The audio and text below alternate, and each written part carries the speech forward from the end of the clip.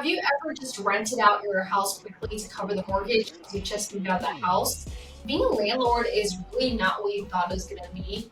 Or you just need to really liquidate funds for your house to either invest in another property or do what you want to do with the money. But there is a tenant inside and you have to sell with a lease in place. Selling with a tenant adds a layer of complexity with not just getting a home sold, but also managing the tenant in the process. There are 7 tips I'm going to give you in this video that's going to really help you out. Tip number 1 is get the tenant to buy in. So imagine if you're selling your house, but you're living in the house. Every time there's a showing, you have to clean up, you have to make sure the place looks nice. Now then there's random people coming through your home every other day. Now imagine doing that without getting any benefit from it at all. That's pretty much how the tenant feels. So if you can, I would even incentivize them from part of your proceeds that if the house sells, they get part of that. It could be, $1,000, a couple grand. Even them getting their buy-in, they might be even willing to move out before the lease is up. This will not only open up your pool of buyers from just investors to retail buyers, but also they're more likely to let you set up a schedule to view the property on specific days and specific times, given maybe 24-hour notice.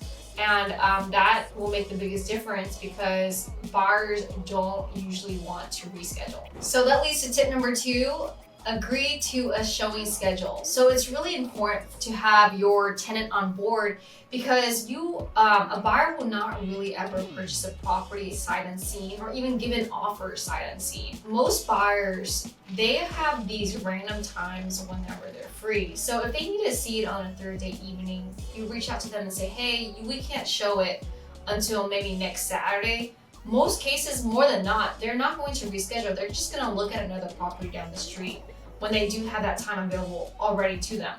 So yeah, you just lost a potential buyer. That being said, it is important for them to set a showing schedule because having this hush-hush listing, let's not bother the tenants, let's not market it for sale. You don't want to minimize those showings. Less buyers, less chances of offers on the table.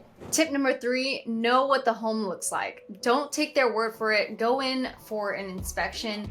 You do not want to get caught lacking. You want to see what the buyer is going to see whenever they walk through the property. So it's good to go there first, see if there's any apparent repairs that need to be made. Is there anything that you have to take care of? Does it look like a dump? Can we get that cleaned up now? Don't be surprised if you get an offer thousands of dollars below the asking price because you didn't take care of this beforehand.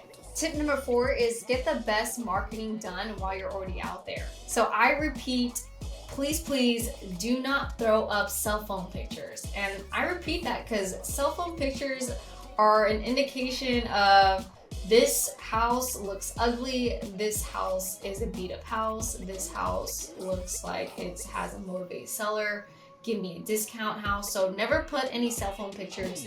You want to get professional photos, a professional video, and if you can, also a 3D tour.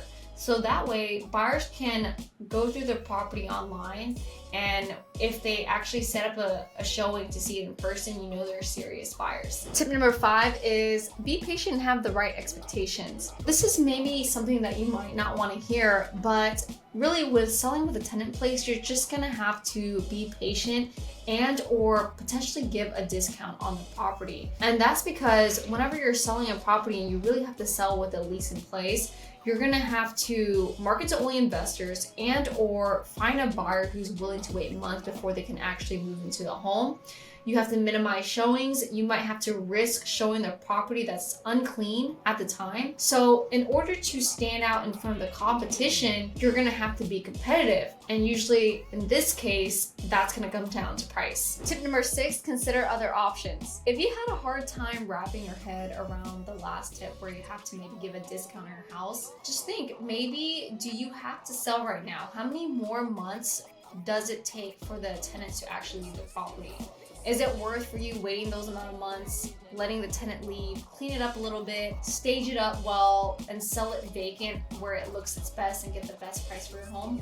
Maybe, right? Also, maybe consider owner financing the property. If you don't have a loan on the property, and you just want to sell it, open up the pool of buyers. You can consider owner financing for those type of buyers who are cash heavy in their business and potentially can't get a loan because they don't have a strong W-2.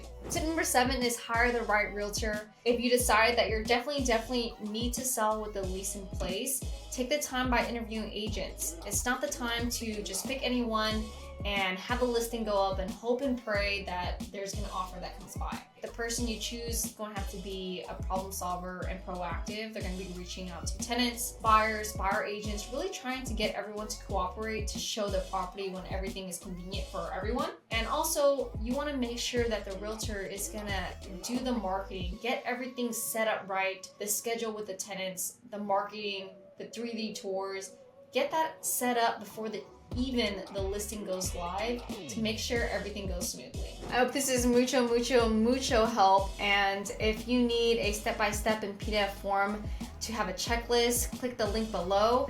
If you want a free consultation, reach out to me. I'm very happy to help, and until then, see you next time.